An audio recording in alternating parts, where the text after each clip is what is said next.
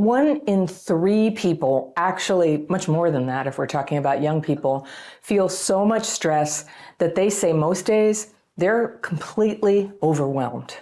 And I used to be one of those people every day of my life. And a lot of what they tell you to do about that, breathe, talk to someone about it. It wasn't even close to helping fix it. So just about everyone has lost at least some of their power to focus during the last decade, and especially during the pandemic. It can feel much harder to feel alert and peaceful inside and to get things done. If you have this, you know how demoralizing it is when you're trying and trying, but all your intentions for the day just keep getting squishy and they evaporate, and it feels bad, right? You're full of potential and you'd love to connect with good friends or find a partner or enjoy the partner you already have, and you want to be working towards things that matter, but you just keep filling up with overwhelm. Too many things are going on, too many demands on your attention, too many hardships and hurtful experiences keep coming at you, and what can happen is you just shut down. It's too much. You can't solve problems, and so they pile up. And pretty soon, you can't help but feel depressed and exhausted and hopeless that anything can change. Don't worry, though. That is the overwhelm talking. And I know a lot of you are dealing with some very hard things right now, and you're trying your best to soldier on, shake it off, like other people do.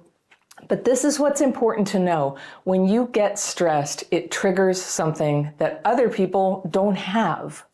We have a stress response that's this big. A lot of people whose blogs you're reading and podcasts you're hearing, their stress response is like this. And so they're telling you, it's simple, just be kind to yourself, breathe, take a bath, talk to people about it. It'll go away. And though those are all good things, I don't think you should not do those things. But for us, for that level of stress that we're carrying, it's not enough. So there's an extra element that we need to heal that most people don't know about, and it's neurological dysregulation. And that's when your nervous system, which governs everything in your body and shapes your thoughts and your feelings, it can't quite keep up with all this input of stimuli. You hear a big noise and your nervous system goes slightly out of whack. That's dysregulation. And when it's happening, you might space out or feel numb or emotionally overreact to people, or maybe your thoughts are just flying through your mind at 90 miles a minute and you go into full flight or fight response, right? Just because you heard a noise or just because you're hurrying to get to work on time. Hurrying can be a big trigger for traumatized people, in fact. Talk about overwhelm. Trauma can predispose you to get neurologically dysregulated when anything stressful happens. Someone raises their voice at you, or you lose your job, and it's like a switch gets flipped. You can almost feel it running through you like a wave. It's dysregulation, and it causes overwhelm. Your powers of perception get very cluttered, and you can't tell if someone has harmed you or if maybe you're just overreacting. Or your emotions are going into overdrive and you say things that you don't mean, or you just go blank. Have you ever done that? When you're in this state, it's almost certain that you're going to make mistakes. You're going to lose track of your boundaries. You're going to lose your focus. Your physical energy drops way down right when you need energy and boundaries and focus to deal with the problem at hand. But what happens? All this hectic input right here drains you right here. That's overwhelm. Oh, you go high with it, you go low with it. And with productivity, you get frantic, then you crash. With emotions, you blow up at people, and then you fill with despair. And then in your body, your stress response is just going and going and going and running you into the ground. And this is why a history of trauma is closely correlated with just about every health problem there is. Chronic back pain, migraines, diabetes, obesity, high blood pressure, heart disease, cancer, autoimmune disorders. Your body and your thoughts and your feelings are just overwhelmed, and they can't do what they're meant to do. So I'm guessing you probably didn't know dysregulation is a thing, and you thought that you struggled because somehow you just failed to handle life like everyone else. Well, you didn't fail. We're not like everyone else. We get dysregulated easily, those of us who had childhood trauma. You can't even feel all the ways that it's happening when it does. Some things, yes, but a lot you can't feel. So no wonder there's so much going on, so much info coming in. It makes you feel overwhelmed.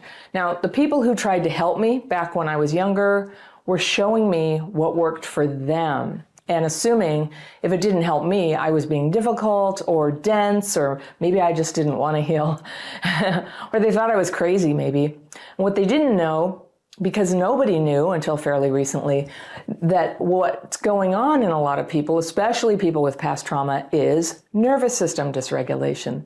Even when life is easy, we get overwhelmed, right?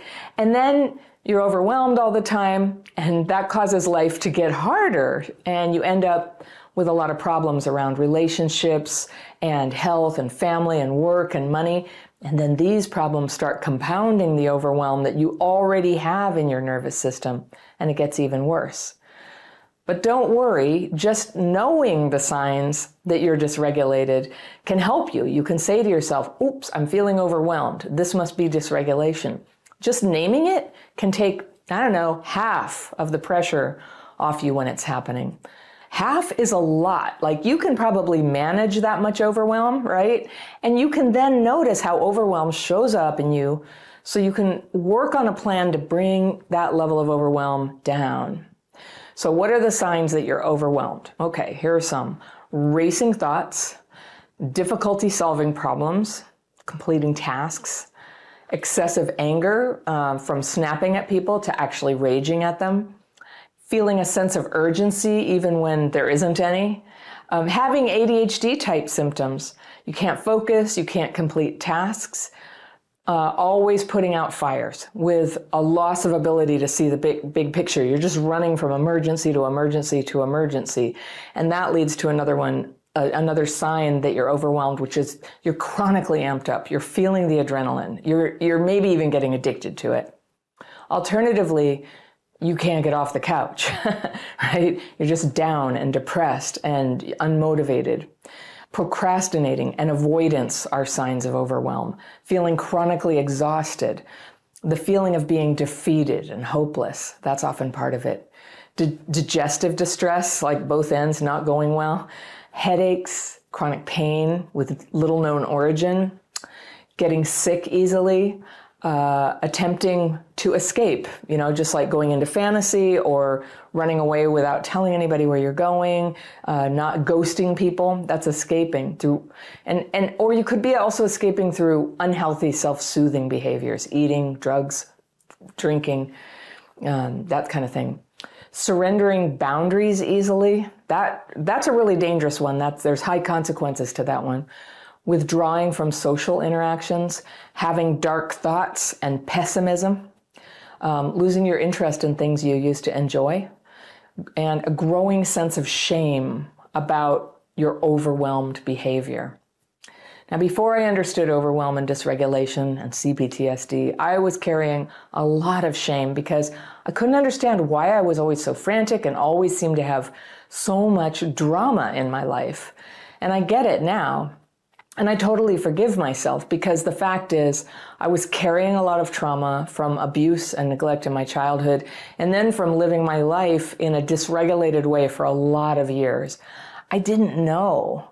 And the information I got from my doctor and therapist was off base. And if I hadn't figured out on my own how to heal dysregulation, I might not even be here right now.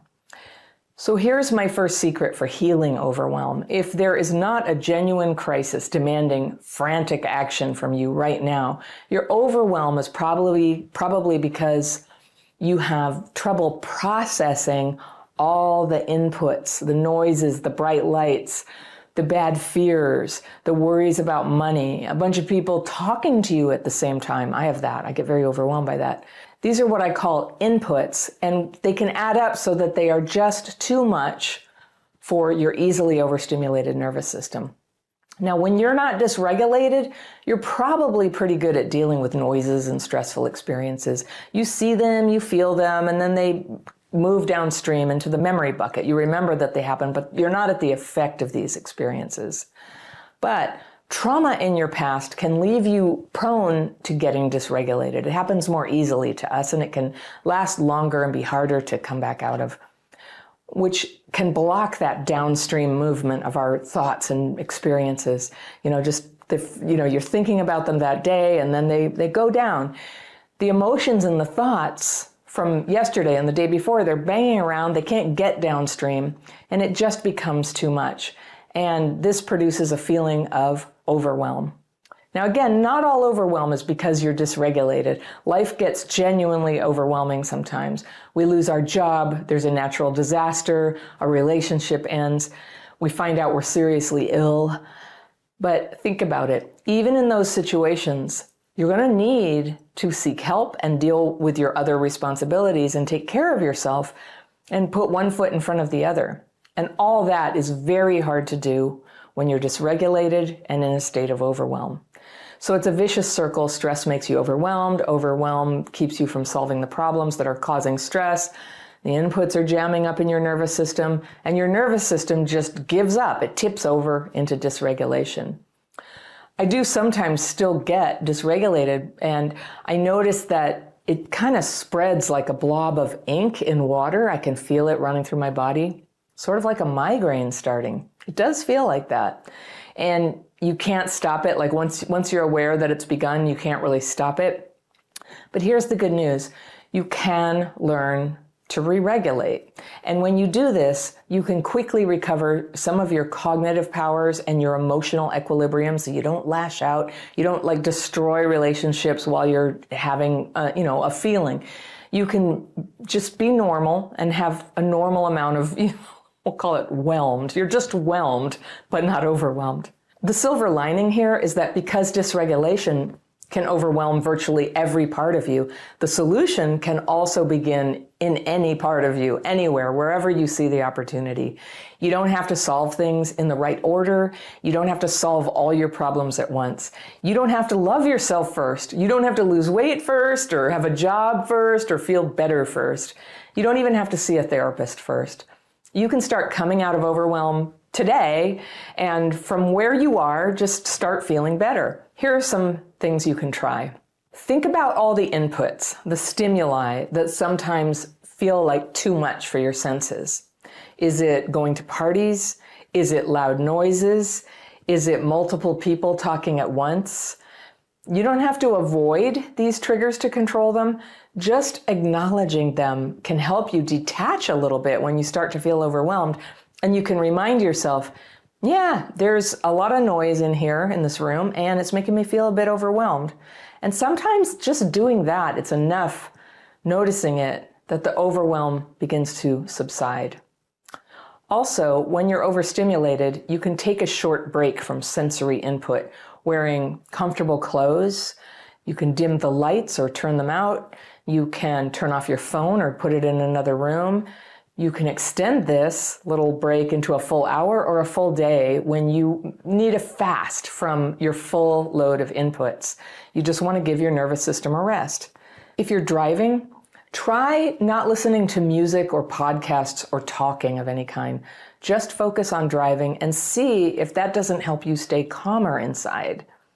When you're walking, try not using headphones or AirPods to stay stimulated. The walk is stimulation enough, and you'll find that the world lights up for you when you don't have a lot of competing stimulation coming in here. Walking is also very re-regulating, just a positive thing to do all around, especially outside. When you meditate, if you do, try just resting.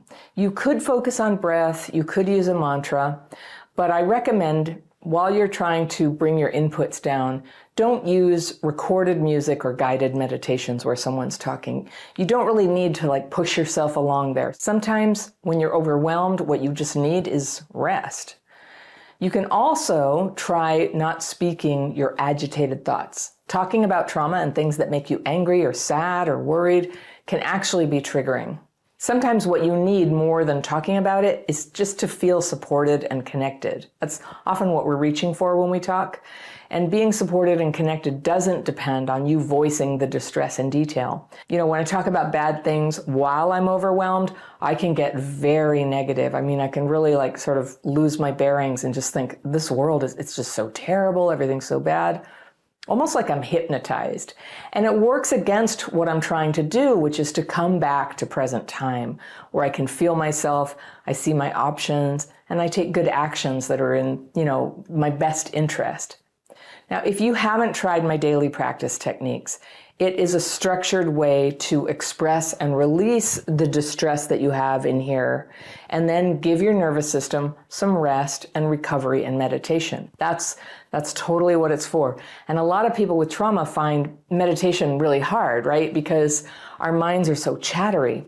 So with my techniques, you write and ask to release these fearful, resentful thoughts before you meditate. And this releases a lot of the chatter so that you get a little more peace when you do meditate. Writing helps the meditation, and then when you meditate and rest your mind, it helps you sustain your writing practice. Because if you're facing all that fear and resentment, it might feel good while you're doing it, but if you're not getting that mental rest afterwards, I've just seen it over and over again. People get overwhelmed. It's just too much is moving through you. And so you take a rest afterwards. You're healing up all those rough spots that you were releasing when you were doing the writing. Now, if you want to try the daily practice, it's linked down below in the description section and on my website at crappychildhoodfairy.com. Staying regulated and reducing overwhelm is more of a way of life than a quick fix. But there are benefits that you can start feeling today from even putting your toe in and taking some small actions. You'll start feeling better, and the little changes you make add up and they become big changes over time. It may seem like your problems are so big that it doesn't matter what little things you do. People say that all the time. I've been in that place. But remember this, when your nervous system is regulated more of the time, there are fewer problems that can even get into your life. You'll just start being able to see the red flags in people before you let them in. And you're not putting out fires because you're not letting fires start anymore. So every day, life gets a little gentler, a little easier. There's a little more space. You're able to go even further in your healing, solving your problems, taking your next right action, growing your capacity to feel connected with other people, and then finding that power inside you to be yourself and bring to the world what only you can. It helps to learn the signs of dysregulation and quick steps that you can take to get re-regulated. Studies show that people with a lot of clutter around their homes have a higher than average rate of anxiety, depression, social isolation, and ADHD-like symptoms. But here's what bugs me about these studies. They assume that all these symptoms are caused by clutter, and therefore, if you clean up the clutter, you won't be depressed and stuck anymore. You'll be happier, more focused, more connected to other people. And honestly, there's some truth to this. But that doesn't mean that clutter is the main cause of those problems. I'm going to put a bold hypothesis out here, and that's that clutter is just one more symptom of trauma alongside depression, anxiety, isolation, and so on. But it's not the direct cause of those symptoms. Now, we know that trauma affects people neurologically, and that means your brain, your physiology, your feelings, and your behavior patterns. Now, trauma can make people compulsive. It can fill your thinking with stressful thoughts. It can make you feel immobilized and unproductive. It does something to your neurology that is quite often expressed as cluttering behaviors. Accumulating stuff that you don't need and piling it up around your living space or working space, intending to get organized at some point in the future, but not having the inner power to do that. And I think cluttering behavior is a trauma-driven version of something normal and natural that we call nesting behavior. And nesting, that's setting up your home space, making it comfortable and warm and orderly and well-stocked, which is a good and natural instinct. But like all good instincts, trauma can push this one over the line into something over the top. And that's what cluttering is, that good instinct at an amplified level that makes it not good, that is caused by and causes a feeling of overwhelm and inability to get organized or to take action by cleaning up your stuff. So you have too much food and some of it is rotting, or too many jackets, or giant stacks of papers you've been meaning to go through, or you can't find your toolbox because you left it lying around and then other stuff got piled up on top of it, that kind of thing. So that's what I mean when I say I have my own hypothesis, and it kind of goes against the research. Because while researchers assume that the symptoms that go along with clutter are the cause of clutter, I believe that clutter is more like a fellow symptom. Trauma causes all of them: depression, anxiety, lack of mental focus, and clutter. Does that feel true to you? Well, wherever it comes from. I think these symptoms interact with each other, and that's why when you're healing trauma, I don't believe that you have to always start with the root cause of the trauma. You can start anywhere in your symptoms where you feel enough inner power to take some action.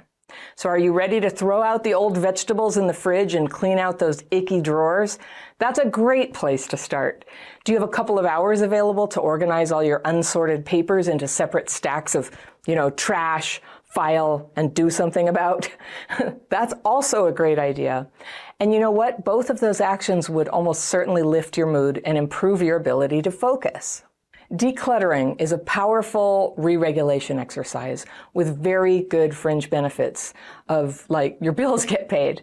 But in my experience, you're always going to need to be healing your dysregulation symptoms to even find that inner power to do any decluttering at all.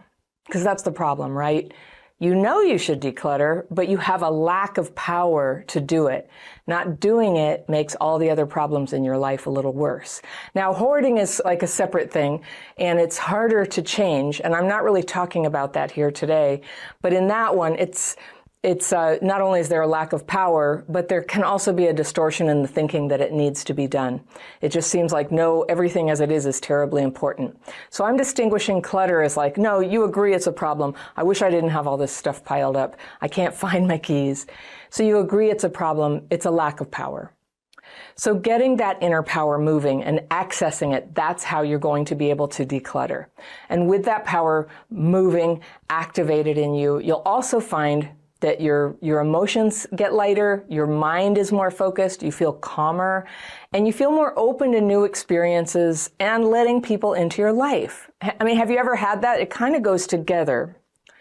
Clutter is a huge problem for a lot of people who had childhood trauma.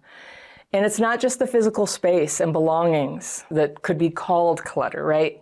People with CPTSD also experience mental clutter. Too much on your mind, all in a jumble, can't focus or read situations because it's like the bag of cats in there. And then there's emotional clutter where your feelings are popping up everywhere, some of them from so long ago you don't even know where they're coming from, but you have a debilitating reaction to them that's totally getting in your way. And there's also relationship clutter where the people are in your life, they're a mix of people who are good to have in your life and people who maybe should not be in your life anymore. And finally, there's time clutter, where you're overbooked, you're not prioritizing, you're getting swept away in things that feel urgent and ignoring things that are actually important. And I'm going to talk about all of these because they're all common with childhood PTSD, and they can all improve when you have the power to change even one of them. When you learn to detect and heal neurological dysregulation that's caused by trauma, this in turn causes so many other trauma symptoms, including the ones that trigger your tendency to stay cluttered, whether it's your calendar, your file cabinet, the floor of your car, whatever. Having space and order. I mean, doesn't that sound good? When you can practice noticing your neurological dysregulation, which is a common trauma symptom, and learning to master re-regulation, the clutter of all kinds starts to settle down. And there's a wonderful feeling of peace and possibility that can come into your life.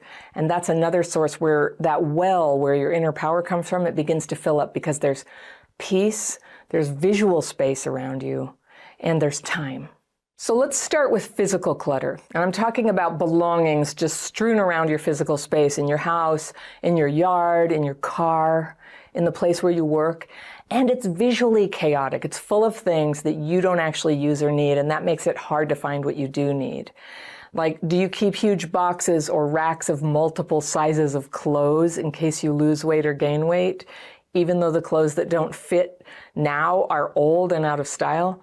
And do the clothes that fit you right now have a good place to live in a closet with enough hangers or enough drawer space where clothes are clean and ready to wear, right? Am I nailing you about something? This multiple sizes of clothes is totally a thing with people who struggle with their weight.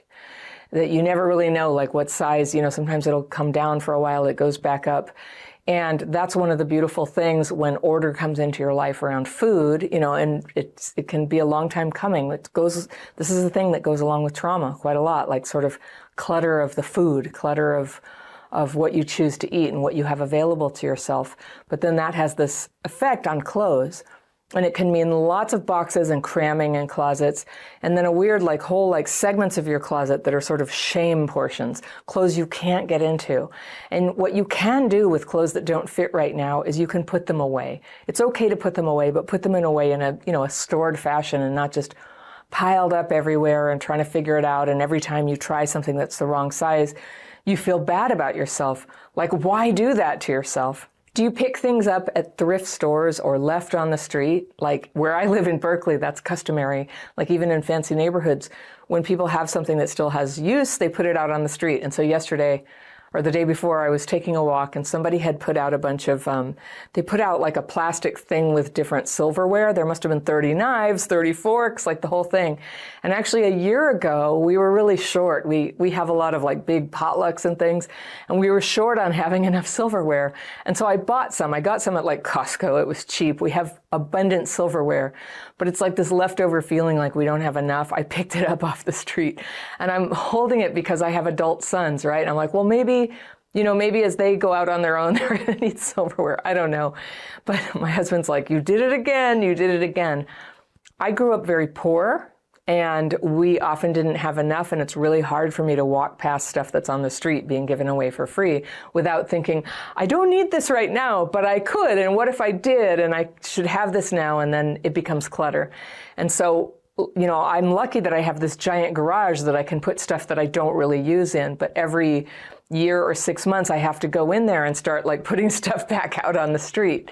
And it's almost like a funny thing in my family. It's a tendency I have that's definitely a legacy of some trauma from when I was little. So it's actually like a healthy, nice feeling for me when I gather up stuff and I do put it back out on the street. Like it makes me feel good that somebody else is going to use it. It always gets taken again by some other poor sap who has this thing that I have. I don't know, I might need 100 pieces of silverware in the future.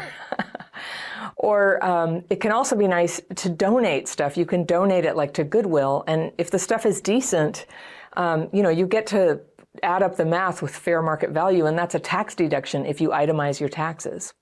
So one thing that holds people up is the feeling that these things could be sold. So, we have some broken bikes in the garage and we think, oh, well, we should sell them. If we fixed them up, they would be worth X and it would cost this much to fix them, and nobody ever fixes them. That's what it is. So if you are in a situation where you have the power to sell things, I know people with really bustling businesses on Craigslist or eBay, selling things, and maybe they go around and they actually collect stuff productively and sell them and make some money that way. Well, that's lovely. If you're not somebody who has the level of organization and power to do that, it would be better to give away the broken bike or to donate it. And so a rule of thumb is it just depends on how much money you have. But let's say that you could replace something for $20 and you're not using it right now, go ahead and give it away, because if you can replace it for $20, if you have a little more money, you could put the line at $50. If you could replace this thing for $50, but you're not using it right now, go ahead. So a bike is more than that, right? A used bike is, $500 or something. That's a lot of money. So then it's time to use a productivity method to write down some things you're actually going to deal with and give yourself a timeline. You go, I'm going to get this bike repaired. And the bike repair costs whatever, $60, and then you put it on Craigslist and sell it for whatever, a few $100s. And then you have the money, and that's satisfying, and I would like everybody to have that money. Everybody's happy, somebody has a bike and the bike is fixed and everything's going really well. But it's just realistically, can you do that? So another arrangement you can do is to partner up with somebody who is willing to help you, and you split the proceeds from these endeavors. And sometimes people who, they're looking for a little extra work, they would be happy to do this with you, but you still have to put the effort out to make that arrangement with them. So I'm just saying, sometimes the best way to get rid of the clutter is to give it away. It's still going to be valued by somebody. It's still going to be useful in the world. It's just that you're not going to have the cash. All right. So another thing, is your cupboard full of cans and containers of things that have been sitting there for more than a year? So cans do last a while. I understand. I was hungry a lot when I was growing up. We had times when we really did have nothing to eat. And so it's just been this tendency that started when I first started having my own money and my own place to live. I would way overbuy food. And it was stuff I was never going to eat. But I loved the feeling of cupboards that were completely full and had stacks of things. Like that gave me this feeling of peace and security. But the fact of the matter is right now, I don't need to have all that food in the cupboard because I have some money in savings and I could go buy it at the store at any time. Now, if hard times befell me, like at the beginning of lockdown, when we all thought, oh my gosh, there's going to be these food shortages, we're all going to starve. We were thinking, we're like, well, we live near a creek, we'll have water. And then I bought like cases and cases of tuna and chicken and green beans and corn and all this stuff that, we've barely made a dent in 3 years later. And it's time for me to give some of it to the food pantry because it's good food and people will be glad to have it, but we just need to distribute it where it's actually needed and going to get eaten. Even cans have their sort of sell-by dates, right? So that's something I'm actually really looking forward to. And I'll have more shelf space, and even if the shelves sit empty, that's fine. I personally, because I get so dysregulated by visual clutter, like seeing a shelf that has a little space between items, is actually very re-regulating for me and stimulates my imagination and my sense of being productive. It does. Do you have that? Do you have cars that don't work? God forbid. Are they on the front yard? Well, I grew up like that. And I was really embarrassed and ashamed about it. And it was just, my parents were going through a lot. They did not have power to deal with it. But yes, there was a broken car in the front yard for years. There was a wall between the living room and the garage that had been broken through, these bricks with a big jagged hole in it that was also there for years, and that we used that for a doorway, turned the garage into a bedroom. But as a teenager, it took me a while to understand what was going on in my family was alcoholism. Alcoholism just sucks away all that tidying energy, and this clutter was everywhere in the house. There were thick layers of dust, there was rotten food, and it made me really ashamed for people to come home. And so my husband had a car that didn't work. He went ahead and bought another one thinking he'd sell the old one, and then 2 years passed or more. Eventually, he sold the car.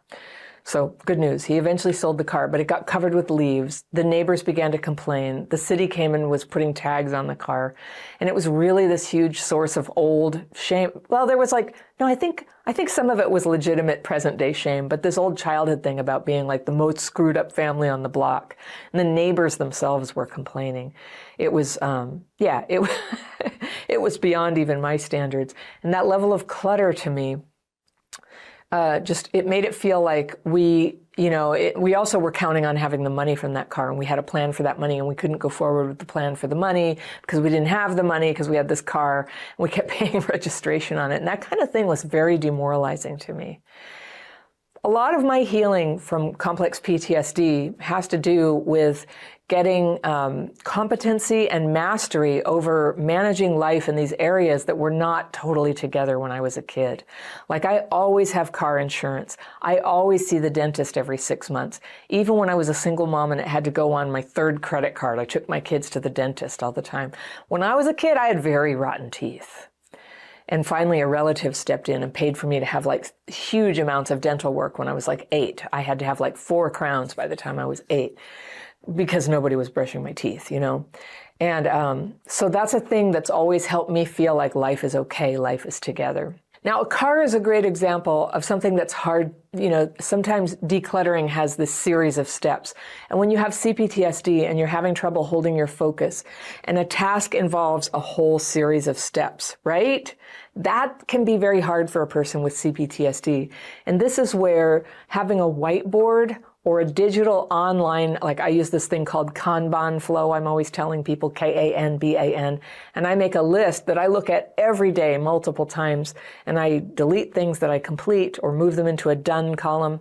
But you can create a little task and then click and drag it to these different columns and name them what you want. You can color code them. And so the steps involved with selling a car, right? You have to get it like detailed and super clean, and then you have to make sure it runs and that the tires are full, and you have to know where the keys are for all of this. And this is not always, if you're very cluttered, knowing where the keys are is a problem. And if you don't have keys, you have to get the keys made. You have to have the paperwork and the title ready to sign over. So all of that can be so daunting and overwhelming that you can never do it. I know exactly why we get cluttered and why CPTSD is correlated with this. Like, it's just too much if you're very dysregulated. So this is another case of sometimes the easy way out is to donate. And obviously, if your car has great value, you still want the money. But my family's done this before when we had a car that was kind of a clunker and we couldn't deal with all the steps. We donated it, and they just come and take it. And they take it even if you don't have the paperwork, even if it doesn't run. There's somebody who wants that car. And that's really helpful to a person like me who can get overwhelmed and everything's get stuck and I can't plan anything unless I solve the problems right in front of my face. Toiletries. Let's talk about toiletries. So a few months ago, I bought some good makeup. I've talked about that here before. It was such a big deal in my life. Finally, I've got like really good makeup. I'm wearing it now. How do you like it, right? But I used to have just like the very cheapest stuff from Walgreens. Like I was putting stuff on my eyes that wouldn't even stay on my eyes, and it was $5 and little splinters were getting in my eyes, and it probably causes cancer. I don't know. It's what I had and it's what I was used to, and it comes from growing up poor. But I'm at a point in my life where having the makeup be together and look nice and kind of stay on my eyes and not go running down is important to me. So I hired an expert. And her name is Maria Riley. She's a makeup artist, and I had hired her for professional video shoots that I used to run before, but I hired her just for me. And she came and helped me, and she showed me, she told me what to buy and what makeup to get, and she taught me how to apply the makeup. And it was this really great day. It was kind of stressful, and it just was a lot to learn for me. I never really knew, I airbrush my face with foundation. Yeah, right? I didn't even know you could airbrush foundation onto your face, but it just looks better, and I don't know, it looks great. So I have a little airbrush, and I have these little pods, and, I have to maintain it all. I have to wash my brushes, and it's this whole thing. But when Maria was sitting with me showing me this, she said, first, get out everything that you have right now. And so I showed her all my makeup, and she was so cool and non-judgmental about my crappy old stuff. She's like, this nail polish, I can't open it. I'm like, oh yeah, I bought that in 1999 to put my kid's initial on his toothbrush. It's a long time ago, and it doesn't open anymore. And she said, okay, well, anything that's old and not usable anymore, you can just throw out. There was some stuff that was old and you could still use it, but now I had a new, better version of it, but it was halfway used makeup. And I was like, what can we do with this? Can we give it to somebody? She was like, no, you can't give old makeup to people. Throw it out. And so, this part of me that's so thrifty, I can't stand throwing things out. I got used to it. It's like, I have better stuff now. I don't need this anymore. I'm truly not going to use it anymore. And nobody else wants my 15-year-old bronzer, and they definitely don't want my 2-year-old mascara that's kind of dried out, They don't want it. It's unsanitary, and you just throw it out. So that was kind of freeing for me. And I noticed that a little bit of hoarding style was there, that I had an emotional attachment. This was makeup from 20 years ago. I was young back then. I had little babies. I was a new mom.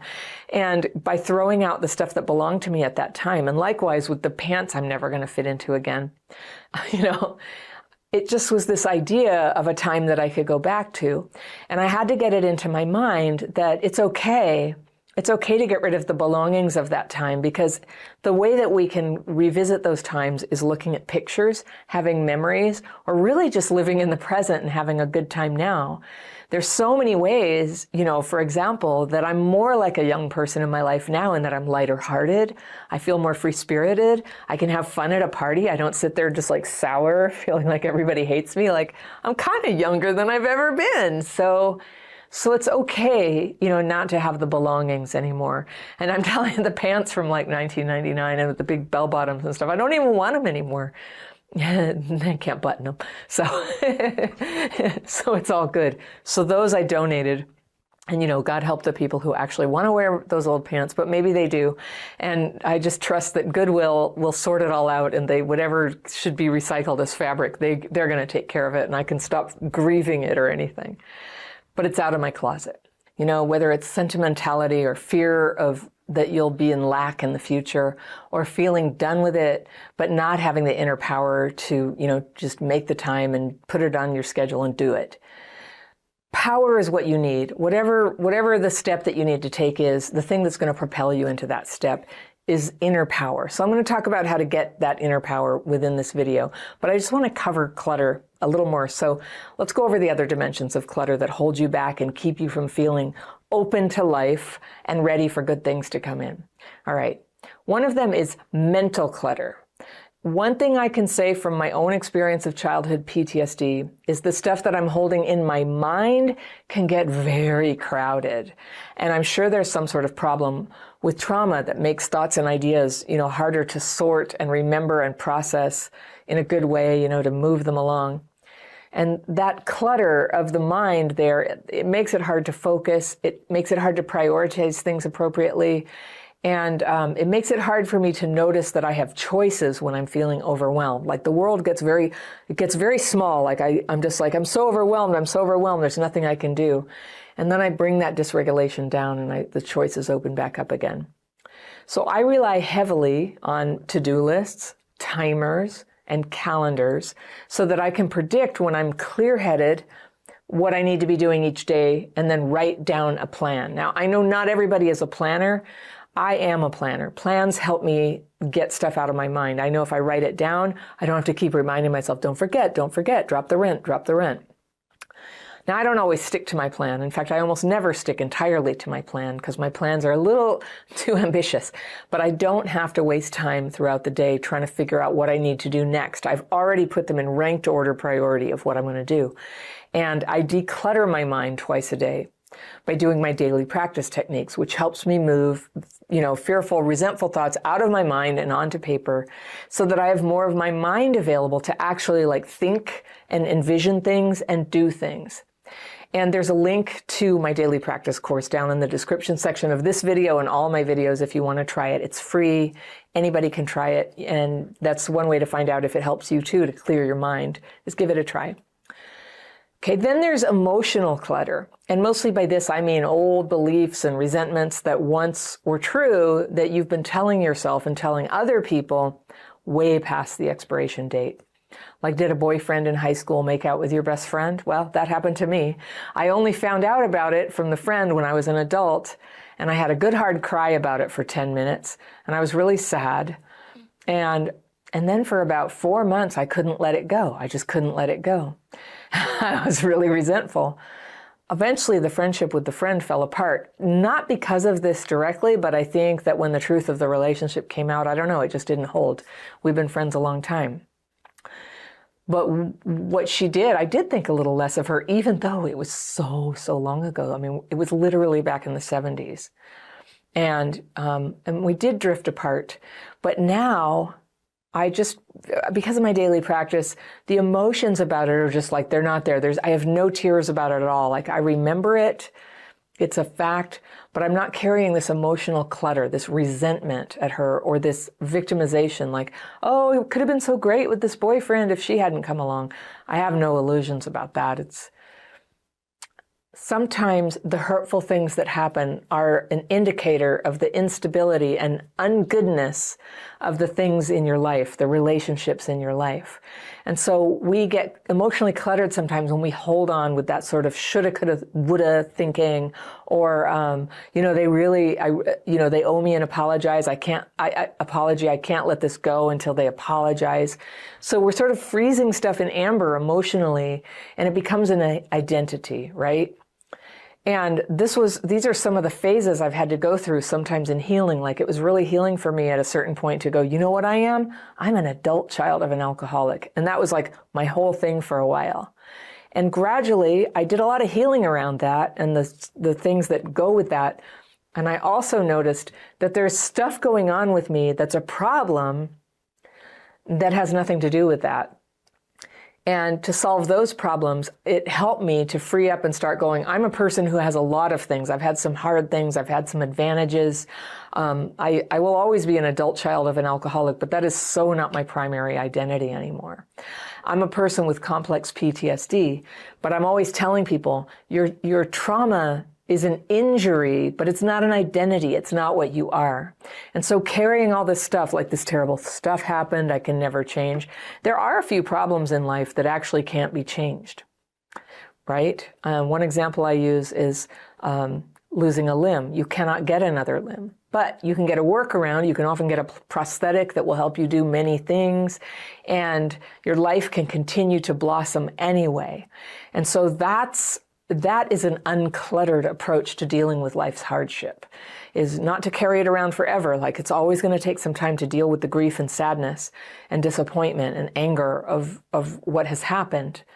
But soon, with healthy healing, it gets moved down the conveyor belt, down into the past. Space opens up again for new experiences, new relationships, and yes, new heartaches, new ones. Life goes on. Emotional clutter also comes in the form of seeking out social media people you're obsessed with, or seeking out news about things that make you angry. Like, anger is the drug, like being different than, better than, disagreeing with, hateful towards some other kind of person. And that's a drug, and that is clutter. Outrage is total emotional clutter. If the news you read isn't helping you be informed so that you can be more useful, it's clutter, all right? It's emotional clutter, and it's probably making you sick, and it's probably getting passed on to other people and making their world difficult. I really urge you to pay attention and prioritize what is useful. So just like you would go through a drawer and keep the jeans that you still wear and get rid of the ones that you're never going to wear, when you're consuming media, what is the stuff that's actually useful to you, like necessary for your job or truly entertaining and uplifting for you? Great.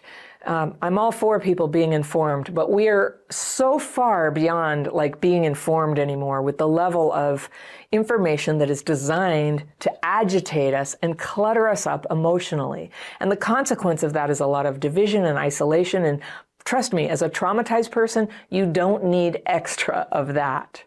So if your media consumption is causing you to feel separate from people, if it's causing you to feel turned against or victimized by people in a way that you didn't used to, then it's clutter. If it's helping you recognize a problem that you can solve or that you need to address, it's useful. That's basically the formula. Now, finally, emotional clutter can be the sad stories that we tell ourselves about stuff like, you know, I was the black sheep in my family and now I can never feel like I belong, or I was rejected by my mom and I just can't have relationships. Those are things that I've believed about myself before. And thankfully, I got those out of the cupboard. I got those out of the cupboard and I made space for a new idea and a new experience to come in. And I get this a lot in the letters people write to me, and somebody was writing in, you know, I spent years waiting for this girlfriend to get done with school, and then she didn't want me anymore, and they felt wronged for all those years. And it had been years and years since it had happened, and then now they could never have an education. And I'm just going to say, yeah, no, that sucks, but there was nothing stopping you from doing whatever you wanted to do with your life while you were in that relationship or now. And there are certain relationships that stop you, that do stop people. Abusive relationships, coercive ones, being trapped in terrible poverty, being incarcerated. These are some reasons why people legitimately get stuck. But a lot of times this is learned helplessness. We're like the little bird in a cage, the door's open, but we never think to fly out. Those stories you tell yourself, this cage, I can never get out. They need to be questioned. You need to ask yourself, is that true? Is that true? Is there another way? What would happen if I walked out of the cage? And the circumstances of your life, I know it's going to include some things that are hard and some things that are easy, some things that are probably never going to be solved, and some things that are just 1 second away, just one little decision away, and some things that are so massive that you don't really have control over them. But you start with the thing that you can do. You start with the thing right in front of you. People with CPTSD get overwhelmed, and overwhelm is this feeling like, I see 100 things to do. Where do I even start? You just start with the thing in front of you. One thing that you can try right now is just take a fast. Do a day where you don't talk about a certain problem anymore. You might even take a fast from thinking about it. It's, you can't totally control your thoughts, but when you notice you're thinking it again, divert your thoughts to something else. Just for a day, just to teach yourself about that space that you actually do have within you, where you're not consumed by this problem that happened, this limitation that was put on you at one time. And just see if there isn't like a little door in that cage.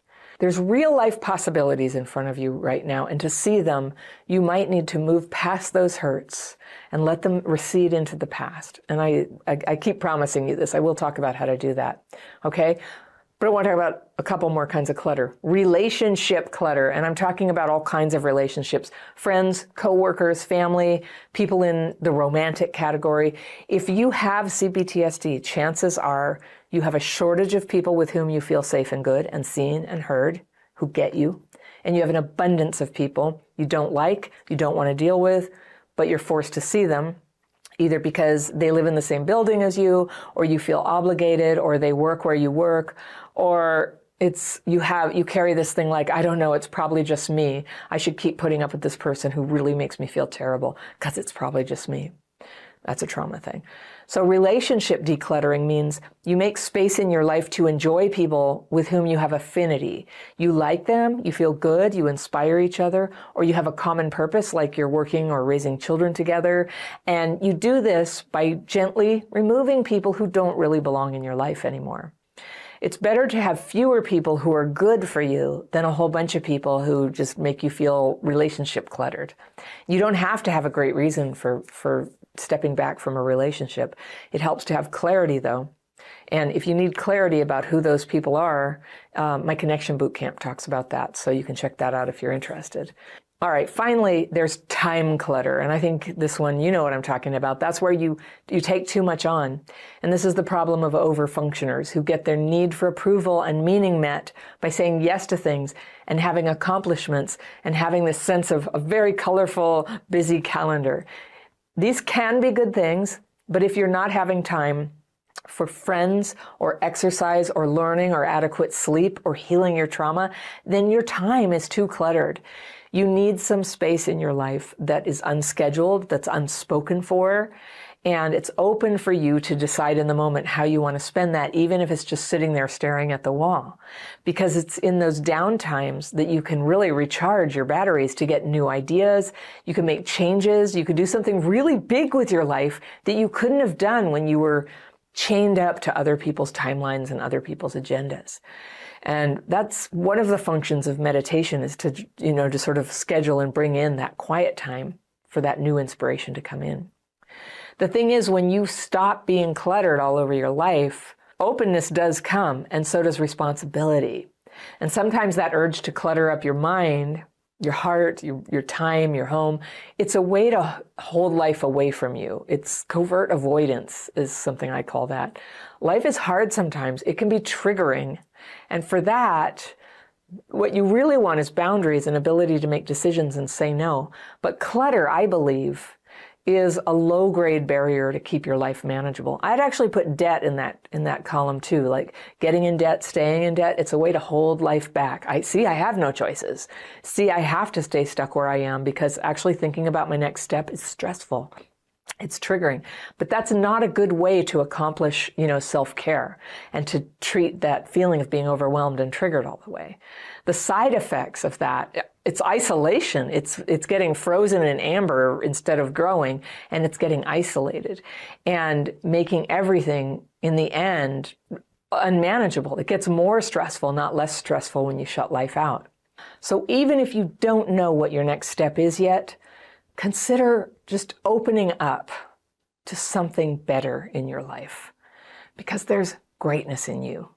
And it needs room to breathe and grow beyond the trauma, beyond what was done to you in the past.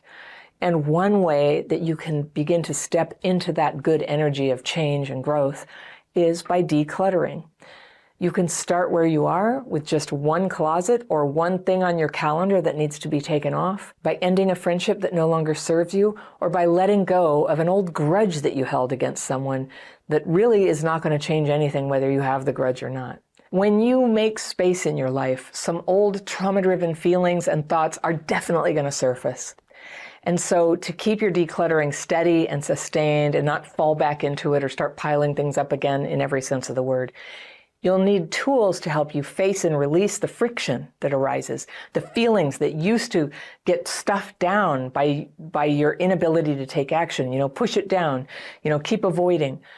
So if you want to open up to this and be able to process those feelings that come up, one thing I recommend to you is to try my daily practice techniques.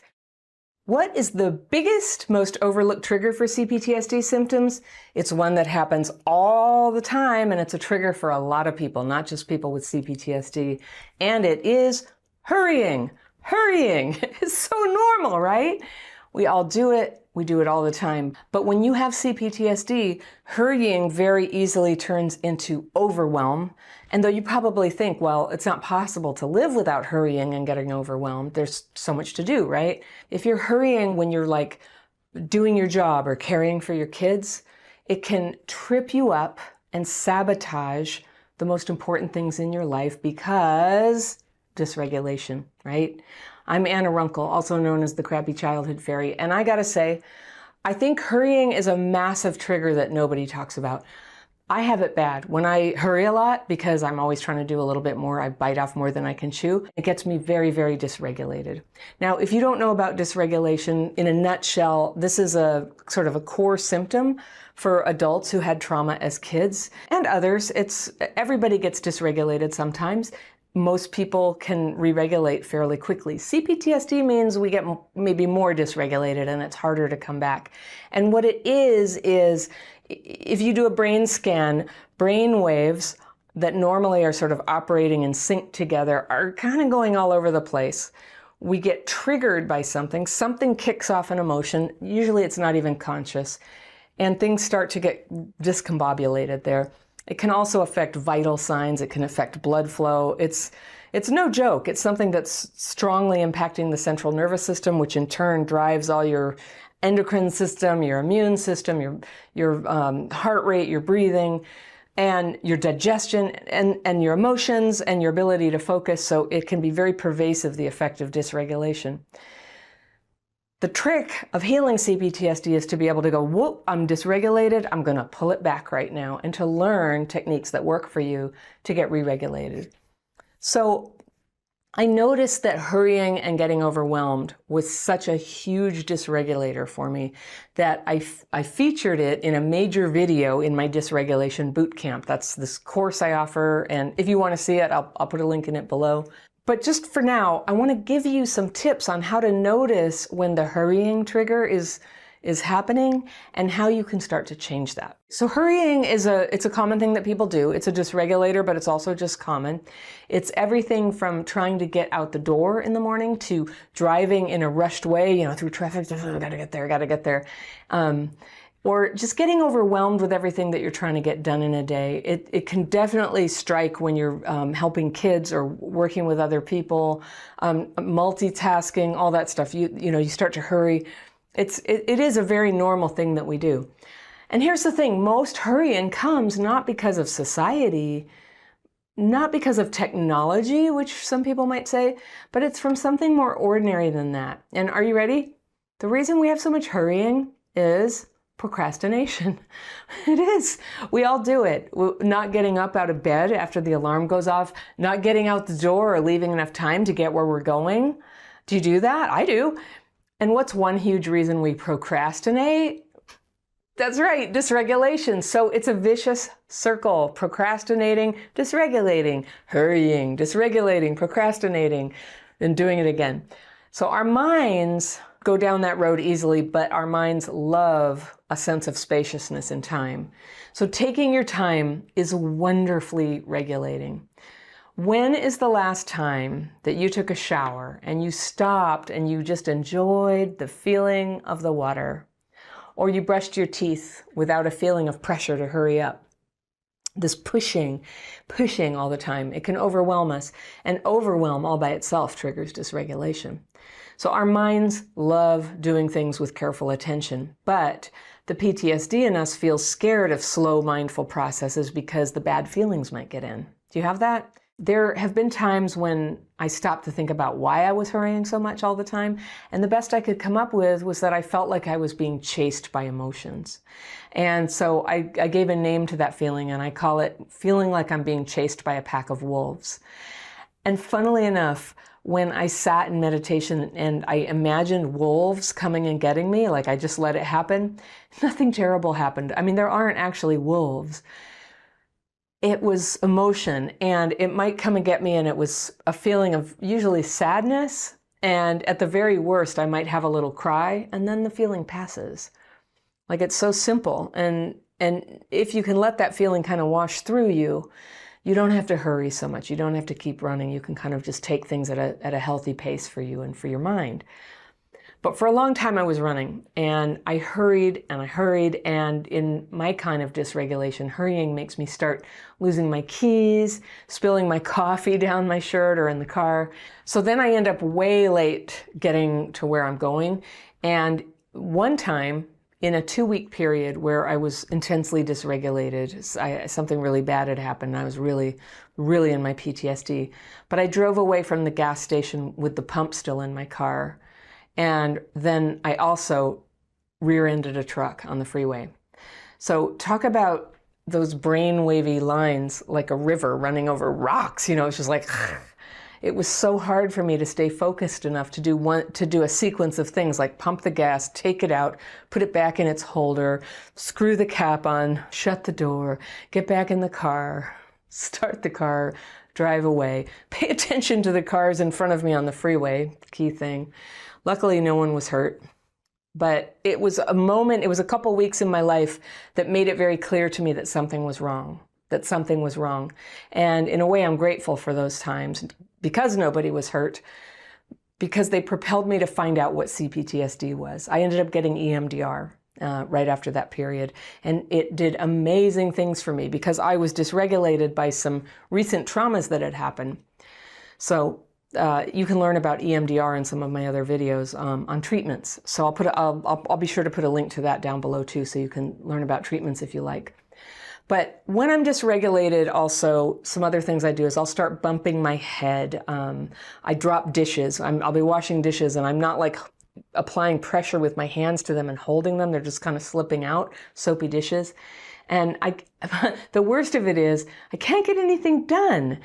When I'm dysregulated, I'm sitting there and I start a task and then I distract and I go do something else. And they say that a lot of people who have been diagnosed with ADHD, once their practitioner knows about CPTSD, sometimes that may be what it is, that it mimics ADHD because of that difficulty paying attention and focusing.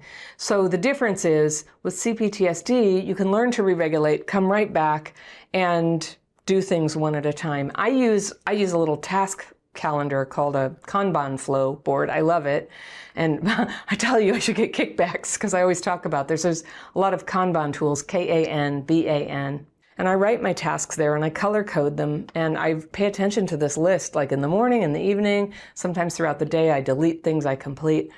My mind loves to stay on task. It loves order. And in fact, order begets order. So the more I kind of work in a structured fashion, the less dysregulated I get. And so then more time opens up in my day to continue to have creative thoughts, or to be in touch with myself, or to be clear, like I need a cup of tea right now. I'm really thirsty. Because all that stuff just, when I'm dysregulated, I'm not in touch with myself.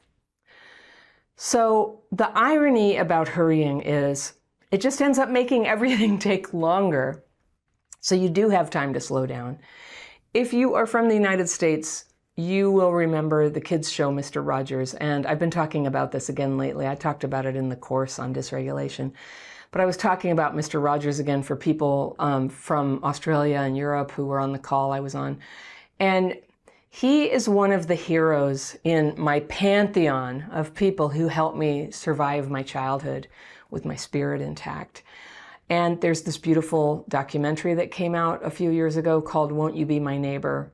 And I highly recommend it. It was really neat for me to see that the way that he was wonderful for me was intentional, that he saw himself as sort of having a ministry to help kids who were struggling.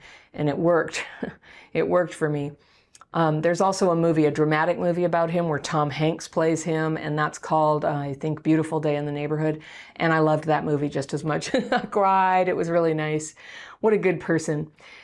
My grandmother, who cared for me after preschool every afternoon when I was like 4 years old, she used to let me watch Mr. Rogers, but she wouldn't let me watch other TV shows because she said that most TV shows were too, I don't know what she said at the time, but what I remember what she meant, and it was that they were frenetic. And when I watched cartoons and things, just like regular old Bugs Bunny, it got me wound up. And definitely when I was 4, she knew that I was going through trauma at home. She knew. And I was terrified of really silly things like dripping faucets. I was completely like, you know, if a faucet had drips coming out of it, I would go into absolute panic that the whole house was going to fill up with water. Or the other thing is, and we lived in the San Francisco Bay Area, and in San Francisco there's very steep hills. And sometimes when you're a little kid in the back of a car and a car is going up the hill, you can't see what's on the other side. And it's not until you're totally going down the hill that you can see that it's a hill, it's not a cliff. And I would just absolutely be freaking out in the back seat that we were about to go over a cliff. And when I think about that now, I just feel really sad. You know, I feel really sad that I thought that my parents would ever just like intentionally drive us over a cliff. So yeah, my grandmother knew, and she let me watch Mr. Rogers, and he would start each episode by walking into this fake, you know, it was like a set. It was a TV set, but it was his home, and he would come in the door and he'd say hello, and he would sing the song that he always sang when he was coming in the door.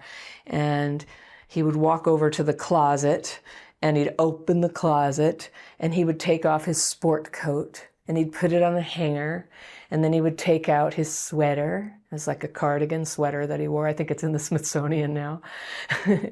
And he'd put that on. He always had like a shirt and tie. He was like a proper 60s dude. Put on his sweater. Then he'd take a pair of sneakers out, like Keds, out of the closet, and he'd go sit down on the sofa. And he'd take off his leather shoes, and he'd put on his sneakers, and he'd tie them, and he'd sometimes have a little commentary. I'm going to tie my shoe. I'm going to tie that one. I'm going to tie that one. And it was totally mesmerizing. And it would just give me such utter peace inside to watch him do these tasks slowly and carefully. And the camera would give you this close-up view of each shoe while he tied it, so you might learn a little bit about like how to tie a shoe.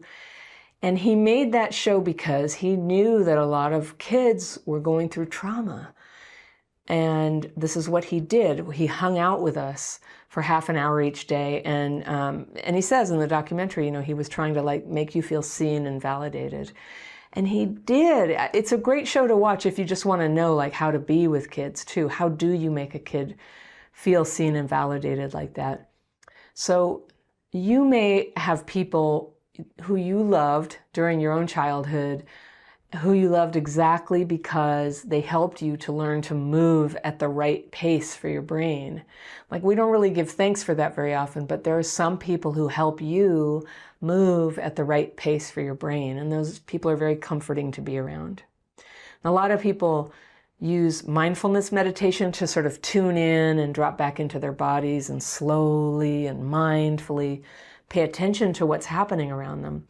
And this is really powerful for CPTSD if you can manage it. And that's something a lot of the leaders in the trauma movement recommend mindfulness meditation, along with some other things. I do a different form of meditation, but even if all you can do is just catch yourself when you're hurrying and go, whoa, I'm hurrying, I'm feeling really stressed right now, I'm getting overwhelmed, and then drop down just temporarily to half speed. Like, you might only need to go at half speed to just finish getting something out of the drawer and shutting the drawer. but just doing it slowly so you're not just banging around and clanking your hands into things. Just slowing it down to half speed, it can sort of send a signal back to your brain to re-regulate, get you out of that dysregulation and back into a regulated state. So if you can learn to do this around hurrying or anything that gets you dysregulated and frustrated, if you can change your dysregulation, you can change the course of your whole life. It's the dysregulation that's at the root of so many childhood PTSD symptoms, including the health problems, including the cognitive problems, including a huge array of health problems. Learning to re-regulate is the number one thing you can do to start healing all these other aspects of your trauma. One of the worst wounds a parent can inflict on a child is not recognizing them as a distinct person and caring about their needs and their strengths and helping the child to recognize those things in themselves. If you didn't get that, one way it shows up is as romantic clutter, a string of half relationships that you half wanted and they half wanted you. And until you can complete that process of growing into your real self, the pattern will tend to continue. My letter today is from a woman I'll call B, and she writes, "Dear Fairy, my mother was very emotionally distant. She would crack jokes about me all the time, tell me how disappointed she was that I wasn't taller or wasn't like other girls. She wouldn't allow me to wear glasses when I needed them because she said I was an embarrassment to her family of origin. Oy vey, okay. She deprived me of clothes. I had to wear cast-offs from some relatives. My dad catered to her every whim because he knew if he didn't, he would suffer her rage. All I ever heard from him was, 'I'm doing this for your mother.' It didn't seem to matter how ridiculous or unfair that this was to all of us, my brother and I. As a teenager, I took up the baton from my dad and I became her mother. So you started mothering your mother, I guess. I would give up my time with my friends to be with her because I felt sorry for her. Aha. I was probably 25 before I had my first boyfriend, and boy, did that cause trouble. I eventually broke up with him because my mother convinced me that she was sick and I should take care of her. I was so emotionally deprived and desperate for her love that I would have done anything for her. My next relationship was with a married man. Oh, and after 2 years, when he finally got divorced, he decided he wanted to date other women. I was heartbroken. My next relationship was with a man 20 years older than me who didn't want to get married or have kids. I spent my entire 30s with him. Do you see the pattern? Then I broke up with him at 40 years old because I suddenly realized I wanted to have children. And then I met my husband on an online dating app. I thought we were the perfect match. He had never been married, but wanted a committed relationship and to have kids. So I threw myself into the relationship. After 3 months, I was pregnant, and 6 months later, we were married. That's when things really went awry. He had unresolved trauma from his childhood. He was emotionally unavailable, very controlling and sarcastic. Every effort from me to become emotionally close or to show him some vulnerability was met with superiority. We've been married 12 years now. I'm 55 and he's 59. And this summer, I finally hit a brick wall. I couldn't go on any longer, and I told him I wanted a divorce. It's been very difficult since then. He's tried to convince me that he is a changed man, even agreed to counseling with me, which didn't work. Even the counselor told me to leave him. I asked for a separation and he agreed, but then he decided to renovate our house, which I've wanted him to do for years. So now the house is in turmoil. All my personal belongings are scattered all over the living room, and it seems like everything is taking forever to finish. Boy, is that a metaphor for your situation. I really believe he's doing this so he will feel better when we divorce. He can tell his friends that he's tried to make things work with me and show them all the improvements in the home. I have a hard time even looking at him or being in the same room with him. He sleeps in his office now, thankfully. All the anger, frustration, and hurt that I have bottled up for 12 years is now at the surface and bubbling over. So this is where you come in, Fairy. During this time, I decided to do some self-care and started playing pickleball. I had always been athletic, so I found some great people to play with and became very good. During one of my practices, one of the other players asked if I would play competitive mixed doubles with him. I was thrilled. He was also very attractive, and so I was definitely flattered. We started practicing together, played 2 tournaments together, won one of them, and during this time we really got to know each other. He was easy to be with, very supportive and fun. He's 61 years old and has adult children. He talked about his past relationships and kids, and he's married to his second wife of 3 years, but he mentioned that it wasn't good. However, I didn't ask him anything about his marriage due to my current situation. I didn't want to get too emotionally involved because I felt I could do it very easily. I did confide in him that I wasn't happy either. That's the secret handshake of people trying to have an affair. However, our relationship never went beyond friendship. I was happy we were gelling on and off the pickleball court, and it gave me something to look forward to. We were even planning on playing tournaments that required travel. I was starting to visualize what it might look like, and I was really feeling excited. And then he had to go out of state on a business trip and told me he would be gone for a week. When the week was up, I emailed him. A couple days later, he responded by saying that he and his wife separated just prior to the trip, and his clients had offered him a house indefinitely. He was planning on staying there out of state until he decided where he would buy his new house. He then wrote that he enjoyed our time together and would probably get back for visits and told me I could write to him from time to time if I wanted. I was devastated. I cried all day. I guess I didn't realize how much I had come to rely on him or look forward to being with him. I responded saying I was happy he met good people, willing to help him, but was heartbroken also. I didn't promise to write or say I would look forward to seeing him if he visited. I took the email to me and he was not going to come back permanently. That was 3 weeks ago, and since then I've tried really hard to keep going. I've joined other pickleball groups. I'm watching your content and trying to be present for my 12-year-old. My husband and I have a wonderful boy together. And yet I feel totally bereft, almost as if I'm in mourning. Was this just limerence? My best friend has told me not to write to the guy who moved away, as it would amount to nothing. And also, I need to have a clear head when dealing with my husband when I'm negotiating the separation and divorce. A part of me agrees with her, and then another part thinks, but what if? I would love your insight and advice on this. Okay, thank you, B. Somehow I think you know what I'm going to say. Because I feel for you. Your childhood is awful, and you weren't loved properly. And your mother had some sort of emotional disorder of some kind. Maybe the people in the audience can chime in on that and see what was going on. But she couldn't love you properly. And then you were 25 before you had a boyfriend. And you had this whole pattern with your mom where you gave her everything. You would give up everything and she still didn't love you. Then you had a boyfriend. She really hated that. You broke up with him, I guess, because that's what she wanted. So then you got together with a married man.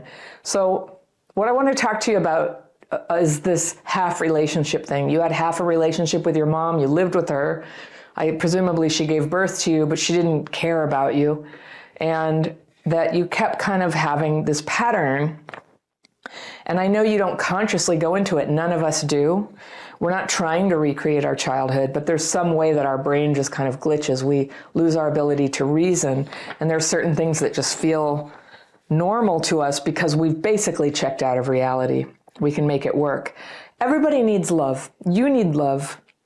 And I can totally see why you would, try so hard to make it work. But your next relationship was with a married man, and you just said after 2 years he finally got divorced, but he didn't want to be with you, and you were heartbroken, and you don't really reflect on that. But I just want to say, if you're trying to heal from a bad childhood, it's so important to stay away from morally bad actions. They definitely will re-traumatize you. So trying to have a relationship with somebody where the whole thing involves lying to somebody who counts on that person, it's, if nothing else, just recognize the terrible karma in it. But if you can do better than that, just recognize it's wrong and it's dishonest. And every day that you engage in a dishonest, hurtful activity towards other people, it damages you. It damages your ability to heal and to, what you're trying to heal is these subtle structures. It's like a developmental delay. If your mom had loved you properly, you would have been developing mirror neurons and a sense of trust in people and very nuanced perception about where people are coming from and whether their intentions were good or bad. And without any of that, you're blundering along trying to make a semblance of a relationship out of a non-relationship. Like this thing with the married man for 2 years. Well, obviously he could only see you on weird times. It wasn't like your birthday or Christmas or anything like that. And then, yeah, and he wasn't interested in you. That wasn't what he was after. He wanted to see other people. So then your next relationship was an older guy who told you from the get-go he didn't want to get married or have kids, and you spent your 30s with him. So right there you said, do you see the pattern? It's like, I guess so. You realized at 40 that you did want kids, so you ended it. But yeah, people who don't want to get married is a weird choice to get into a relationship unless you don't want to get married and you want a temporary relationship. So you were self-sabotaging and self-sabotaging. So you broke up with him because you realized that you did want to have children. And then this is the part where I'm like, oh, yikes. You met your husband on a dating app and 3 months later you were pregnant. Now I get that you were 40 and there was time pressure and everything.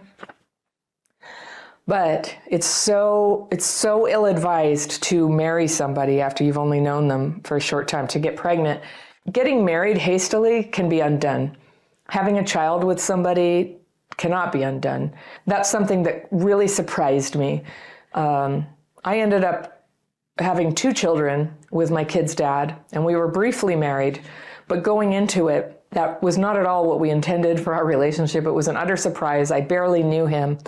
And I learned the hard way that just because you're pregnant and just because they're willing to help out with the baby doesn't mean it's all going to work out.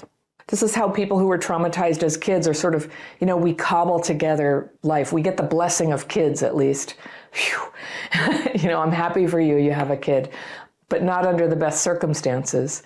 And it's hard. It's a very hard thing to be a divorced mom. And it was a long road for me. I loved having kids. I never even regretted it a tiny speck, but it cost me everything else in my life, And then when they were older, I was able to get married properly, very slowly. When I got married for real, it was after dating for 5 years. 5 years. And he didn't even meet the kids for the first year. So I'm just saying I can't say enough good things about going slowly as a way to get information about somebody. Because this way that he was terrible toward you, and unloving and emotionally unavailable and controlling and sarcastic, that's terrible. And had you dated him for a while, you would have known that in advance. So, all right, fate had its way with you, and now you have a kid. But here's again where you kind of lost your boundary. As you said, you told him you wanted a divorce, and you guys were talking about it, but then you say, well, then he remodeled part of the house or something, so you can't leave. And this reminds me of your house, of your family of origin, and your mom saying, you trying to set a boundary and go, I need to have my own life. She goes, oh, but I'm sick. You should feel guilty. And the same thing. This house is like sickness or something. Who cares about the remodel? It's a major decision to get out of a bad marriage. A remodel isn't going to fix it. So this is odd. Sounds like trauma-driven thinking. You said all your personal belongings are scattered all over the living room, and it seems like everything is taking forever to finish. I just don't get why you have to wait for it to finish. But all your personal belongings scattered. I think I muttered, oh, this is such a metaphor for your life. Where is your life in all this? Where is your happiness? So you have this half marriage, and then now you have a half divorce and a half separation with your husband. And what happened was you then, in a good move, tried to get into pickle